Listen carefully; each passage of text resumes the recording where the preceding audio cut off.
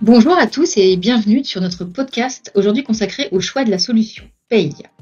Pour répondre à cette question que tout le monde se pose, Céline Benetti, directeur au pôle conseil du groupe HRPass, va nous orienter.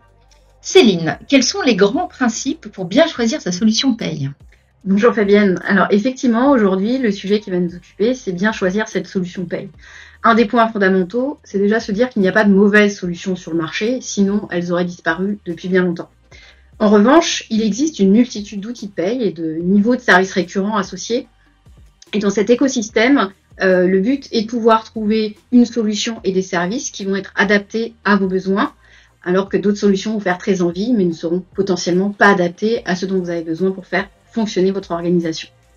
Donc pour commencer, il faudra déjà bien savoir la différence entre la solution paye qui vous fait envie par rapport à la solution paye qui répond véritablement à vos enjeux d'organisation. Et je comprends qu'il y a une réflexion à avoir sur le niveau de service attendu avant de se lancer dans cette recherche de solution paye. Tout à fait.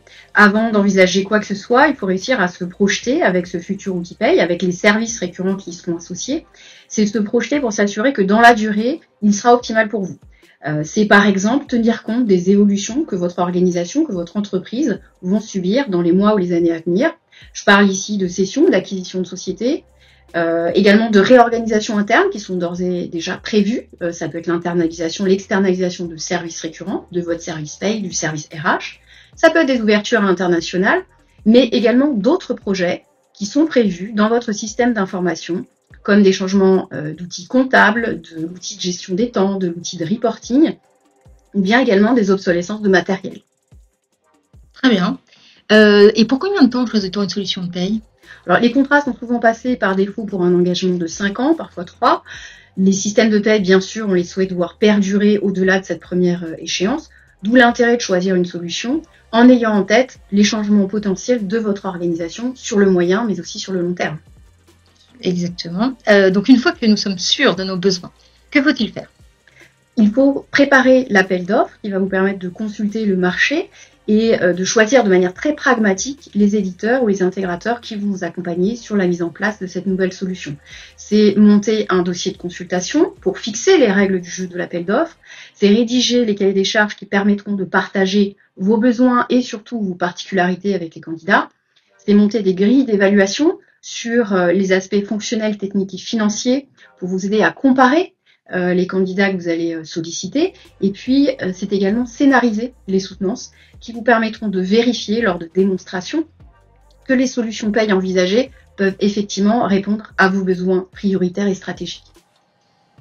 Ok, super. Et est-il préférable de consulter plutôt les éditeurs ou les prestataires de services ?